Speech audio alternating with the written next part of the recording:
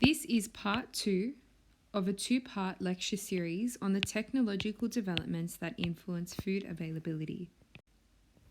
If we have a look back at our syllabus, a reminder that this lecture relates to the technological developments that influence food availability.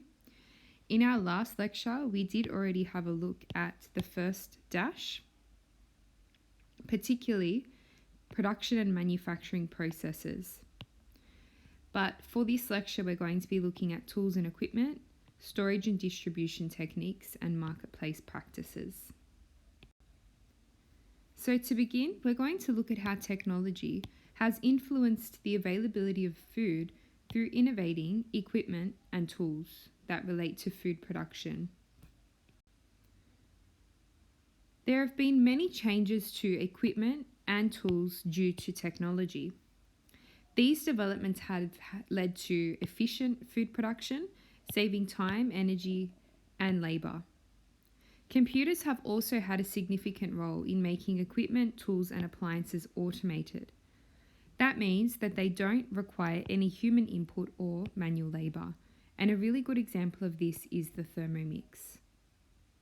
So we can see that technology has had a really positive impact in terms of the development of automated equipment and automated tools that save people time.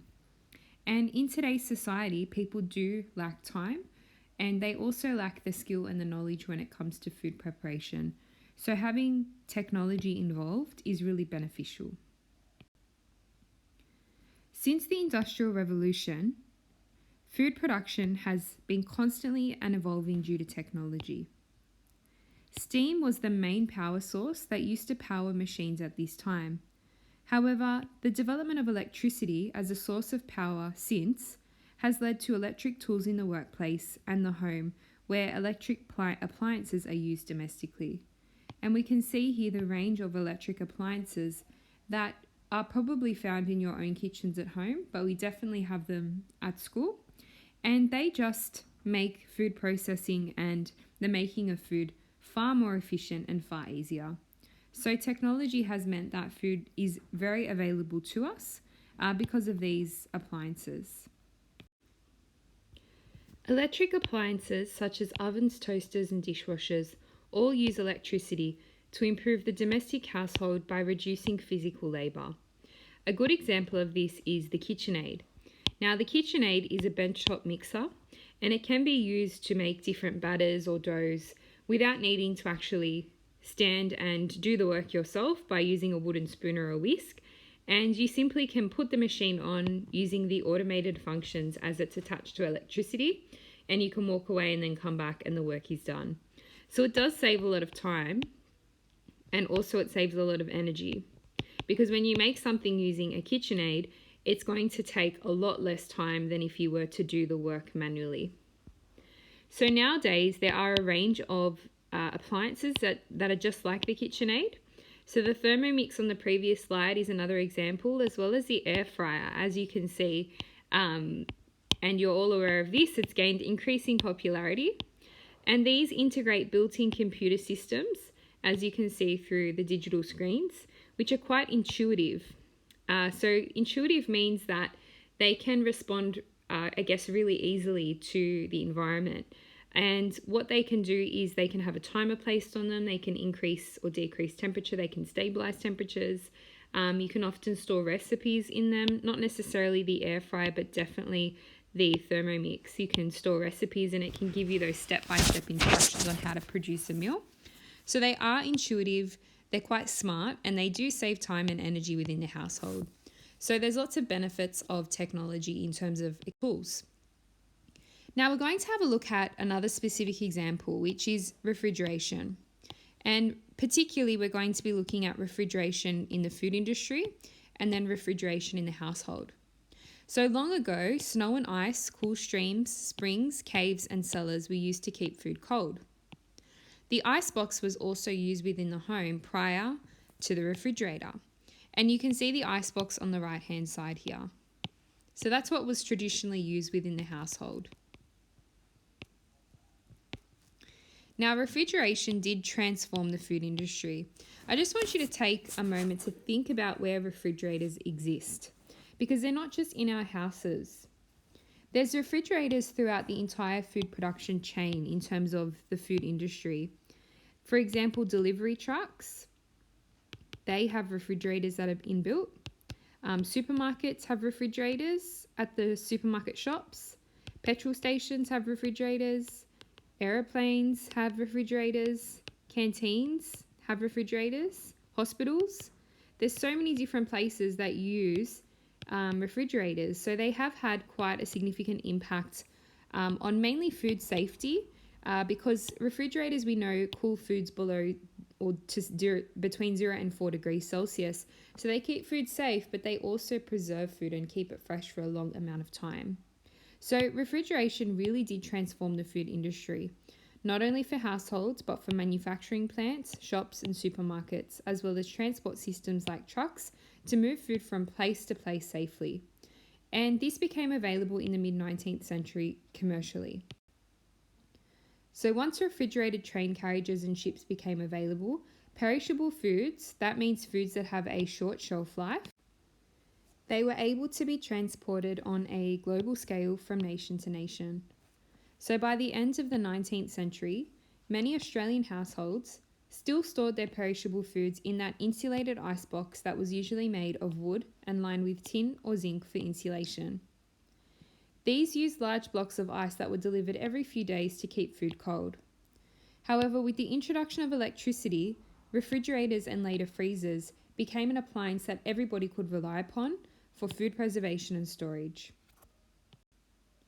So if we have a look at this timeline, looking at the evolution of the refrigerator, we can see that the icebox was really the main form of refrigeration in the 1900s.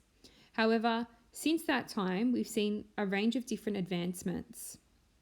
So the main refrigerator was really introduced in the 1930s, and then the freezer became prevalent in the 1940s.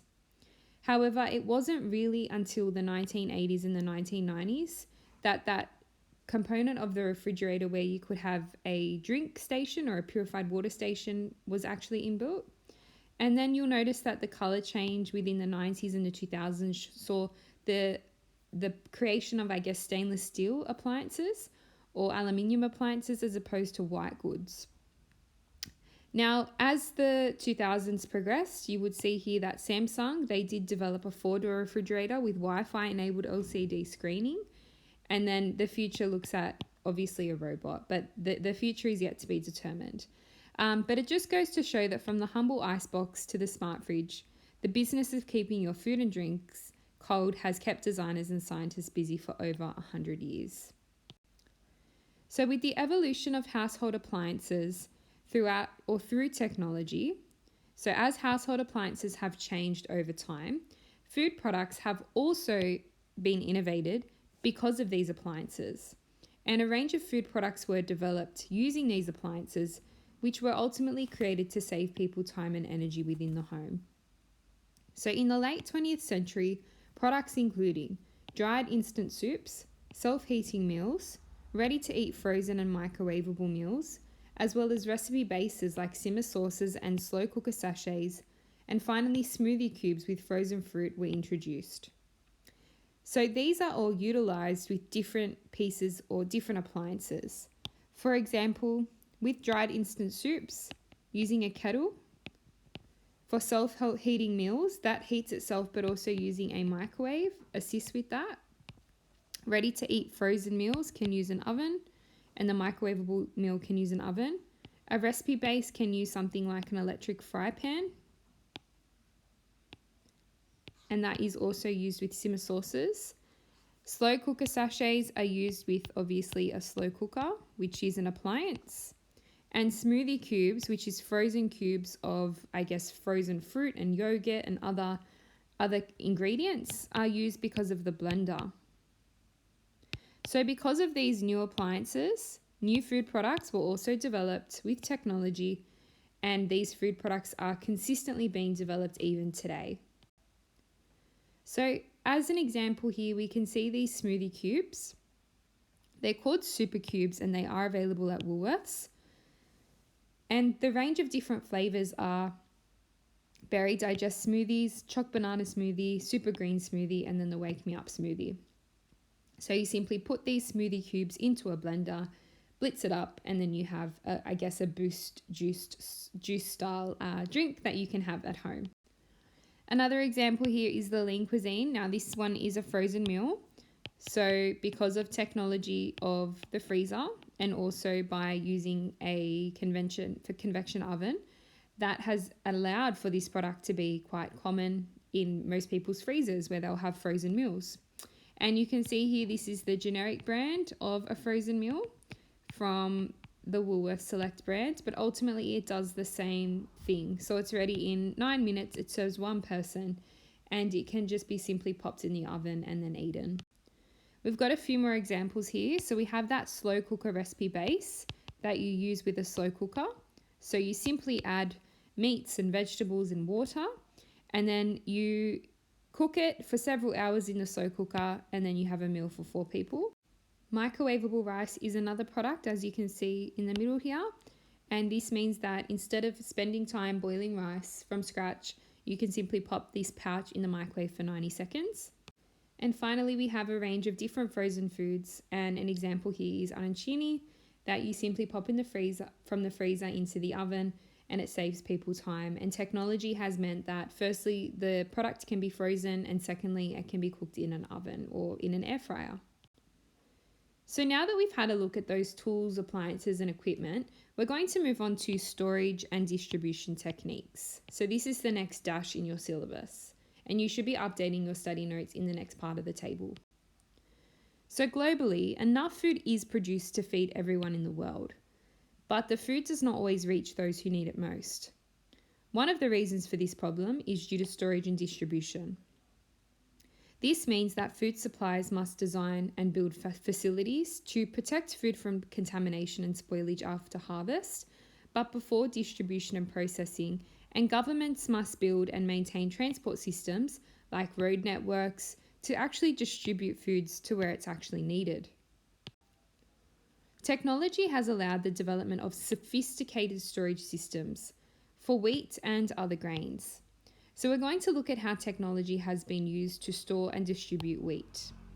So advancements in grain storage have seen technology contribute towards improvements in silo design. Now, a silo is a large vat that is used to store grains.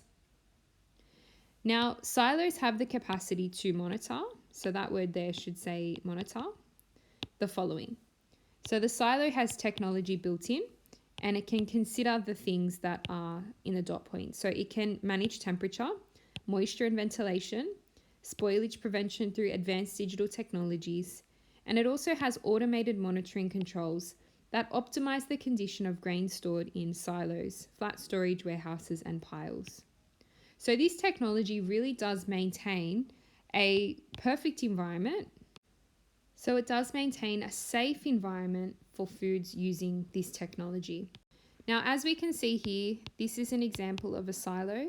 So when wheat has been harvested, it is popped in these silo tanks, and all of those components are measured, like temperature, moisture, humidity, and it does maintain a safe environment to prevent food spoilage.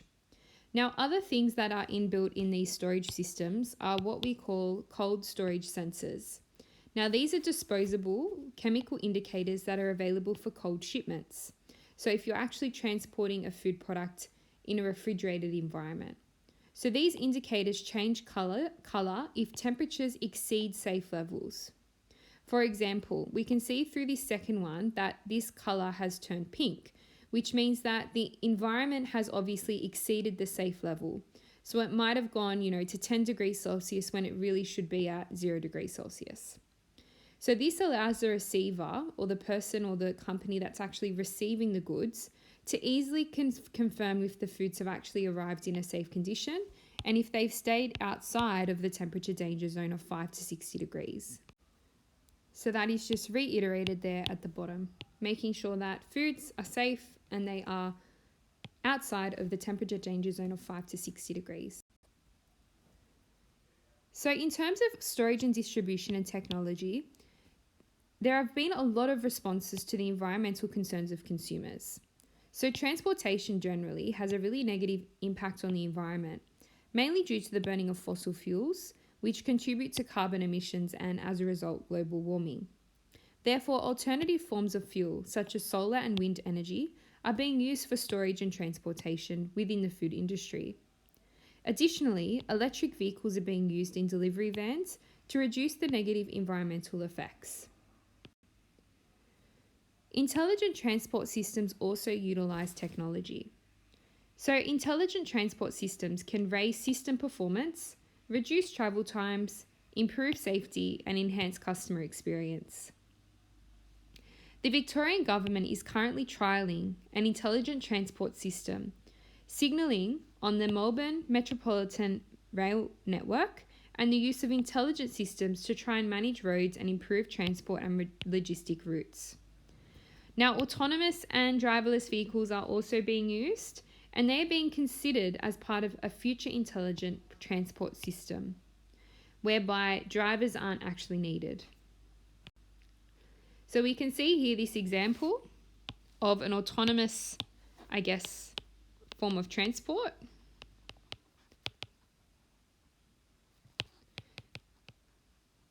And you can see here that there is no driver, but those food products are being directed to a house and their groceries.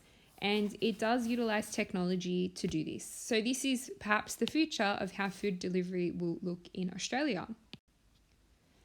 Now, QR codes, or quick read codes, as QR stands for, are very prevalent in our current society due to COVID.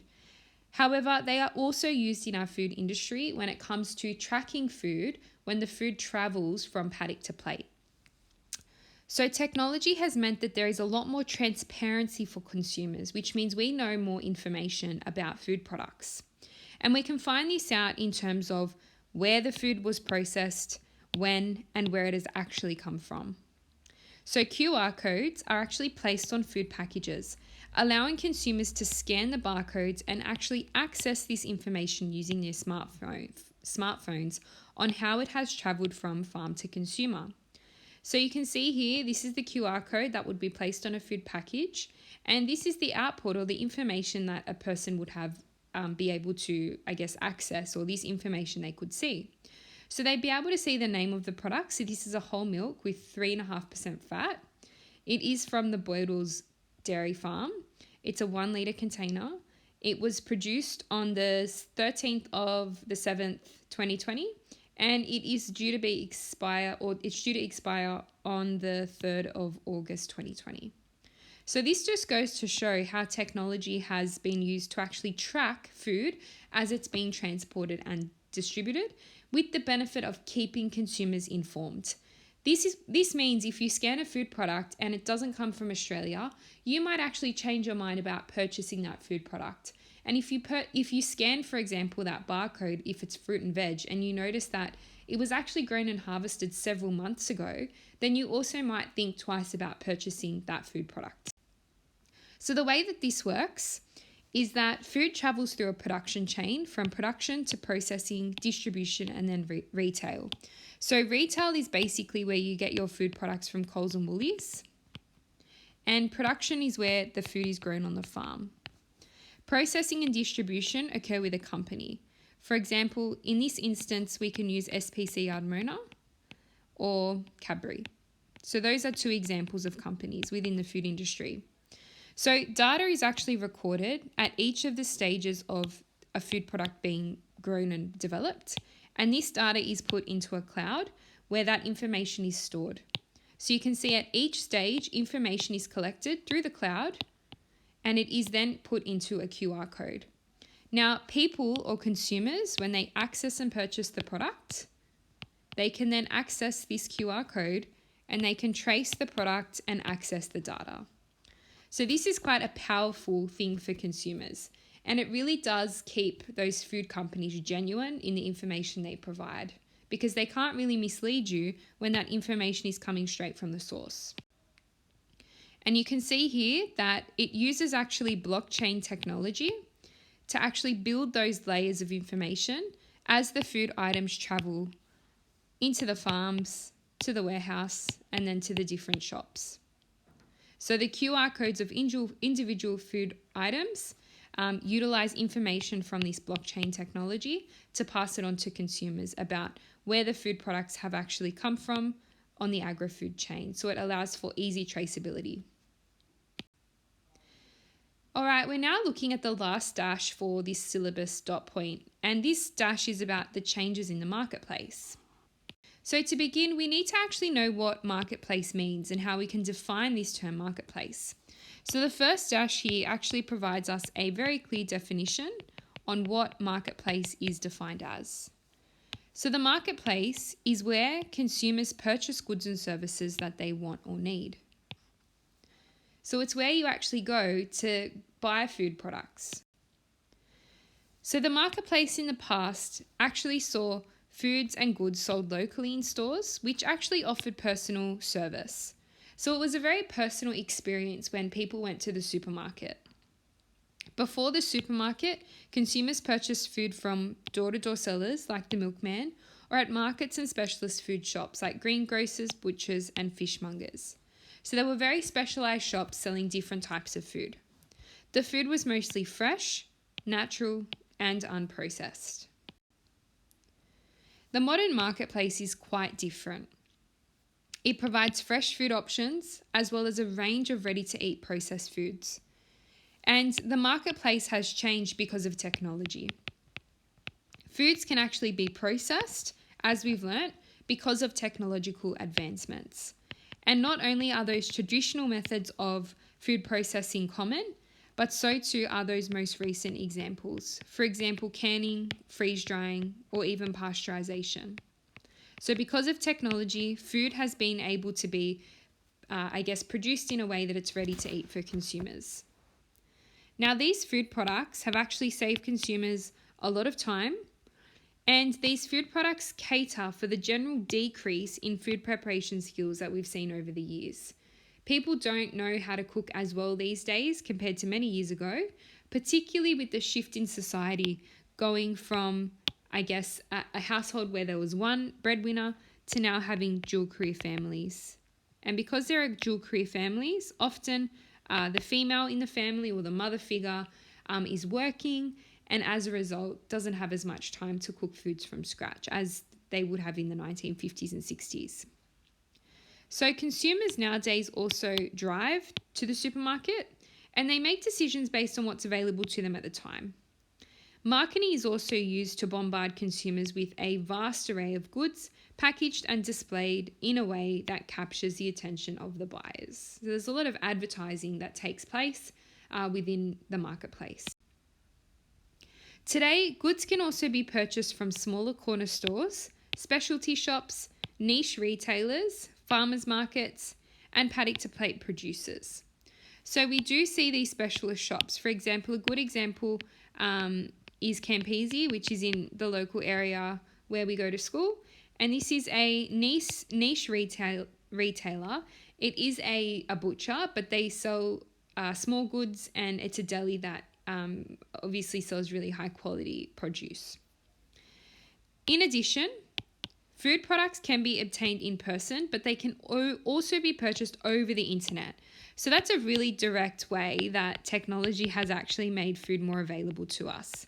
We can actually order food using our smartphones or using the internet, and there are so many different ways to actually deliver food rather than just going and purchasing the food in person. So there's click and collect, and there's also home delivery using a smartphone app as well as internet shopping. So an example on this slide that you can see here is HelloFresh. So HelloFresh is a meal plan that is sent to your door at the beginning of every week along with recipes, and it's a subscription. And you order your meals online, and then it gets sent to your door. And the fact that this produce is home delivered, because it is transported in refrigerated trucks, and it also is ordered using the internet, just shows how far we've come in terms of food delivery and how the marketplace looks.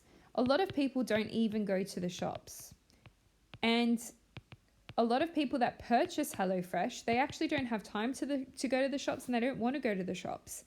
So the way of actually getting foods, or the marketplace, has changed drastically.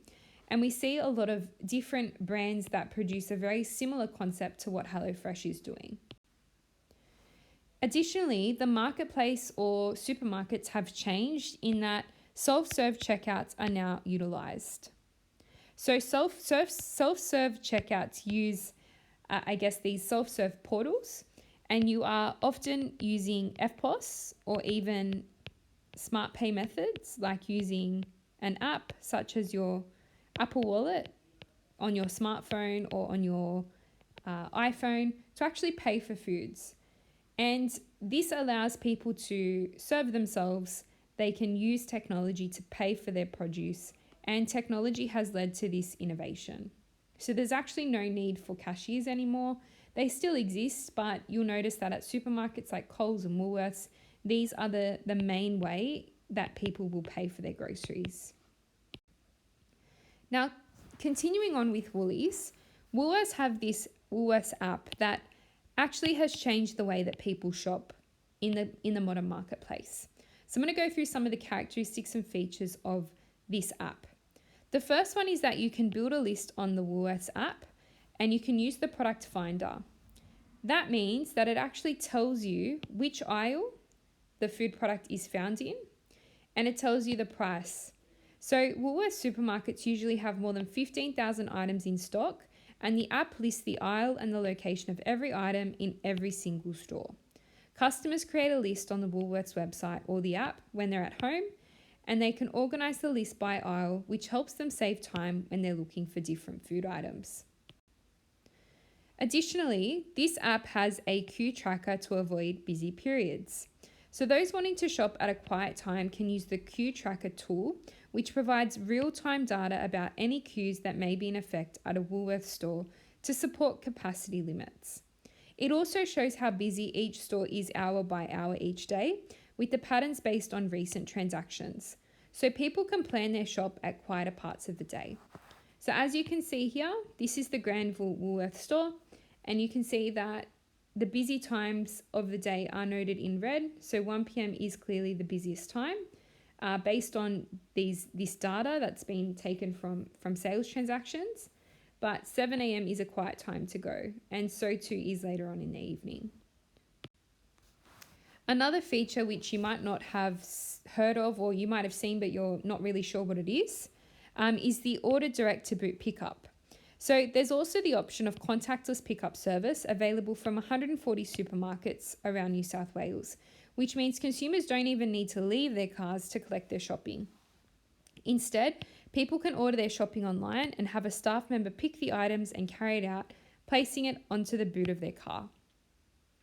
They let the store know when they're on their way or confirm when they've arrived via the Woolworths app or the text message link. There's also the choice of a community pickup where a loved one can collect your online shopping for you and bring it to your door. The last feature is home delivery. So the supermarket giant has 3 dedicated online shopping centres in Lidcombe, Brookvale and Mascot. These all work alongside local store fulfillment, providing customers with tens of thousands of contactless home delivery windows each week.